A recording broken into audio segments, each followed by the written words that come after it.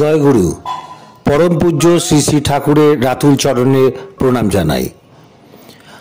आजकेर थाम्बनेल देखे निश्चयई आजकेर आलोचनार विषयबस्तु आपनारा बुझते पेरेछेन। हाँ, बयस एकटी संख्या मात्र।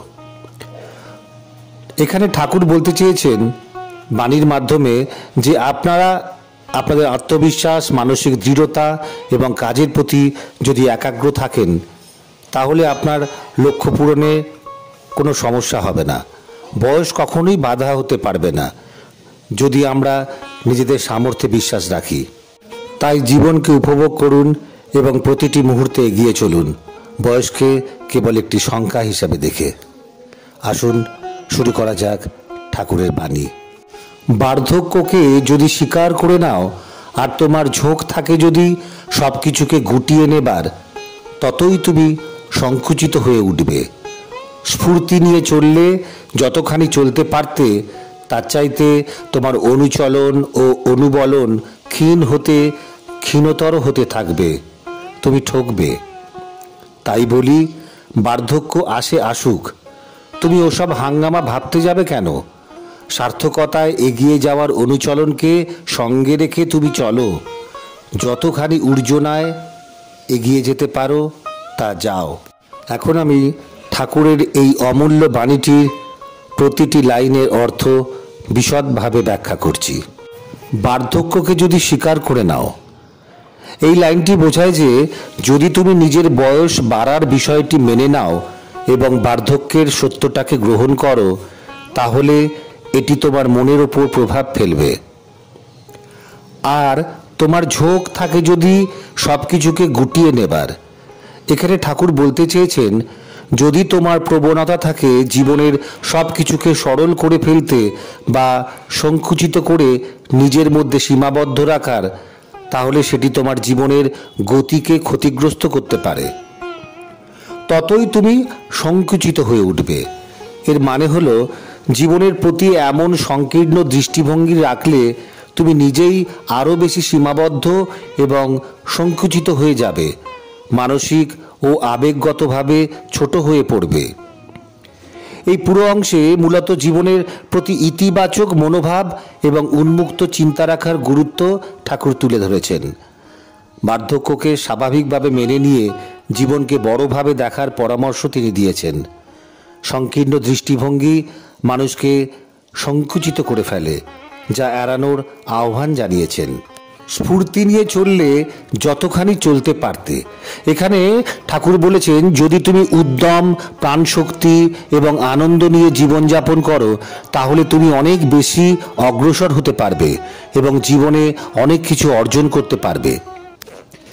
তার চাইতে তোমার অনুচলন ও অনুবলন ক্ষীণ হতে ক্ষীণতর হতে থাকবে। এখানে ঠাকুর বলেছেন যদি তুমি স্ফূর্তি হারিয়ে ফেলো এবং জীবনে আগ্রহ, উদ্যম বা উদ্দীপনা কমে যায়, তাহলে তোমার চলার গতি অর্থাৎ অনুচলন এবং ক্ষমতা বা শক্তি অর্থাৎ অনুবলন ক্রমশ দুর্বল হয়ে পড়বে, তুমি ঠকবে।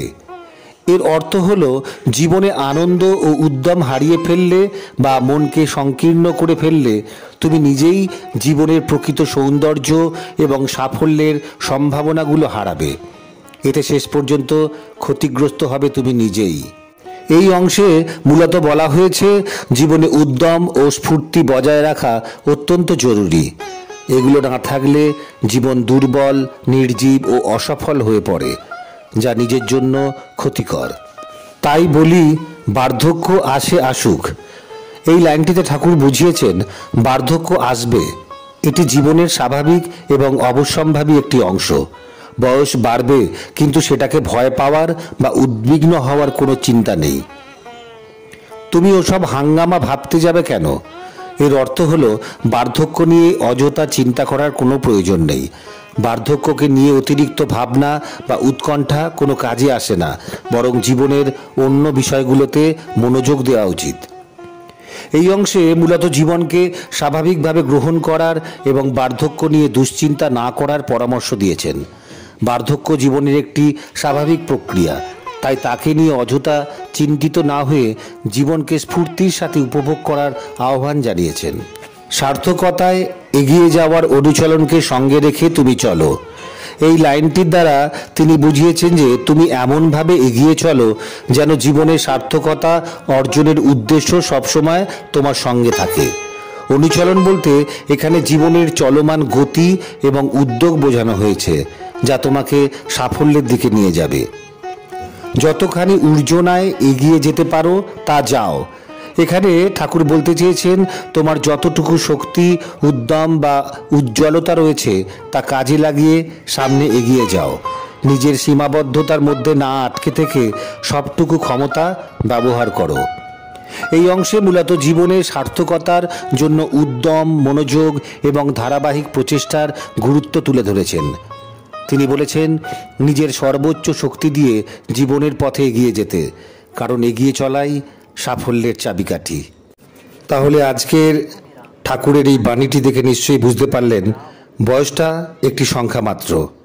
বয়সের কথা না ভেবে আপনার আত্মবিশ্বাস, মানসিক দৃঢ়তা এবং কাজের প্রতি একাগ্রতা আপনাকে আপনার লক্ষ্য পূরণে সাহায্য করবে। বয়স কখনোই বাধা হতে পারবে না যদি আপনি নিজের সামর্থ্যে বিশ্বাস রাখেন। তাই জীবনকে উপভোগ করুন এবং প্রতিটি মুহূর্তে এগিয়ে চলুন। আজকের এই বাণীটি আমাদের আত্মিক উন্নতি ও সঠিক পথে চলার অনুপ্রেরণা দেয়। আশা করি এই ভিডিও আপনাদের জীবনে ইতিবাচক প্রভাব ফেলবে। যদি ভালো লেগে থাকে তাহলে লাইক, শেয়ার এবং সাবস্ক্রাইব করবেন এবং আপনার মতামত কমেন্টের মাধ্যমে অবশ্যই জানাবেন। ভালো থাকবেন, পাশে থাকবেন। জয় গুরু।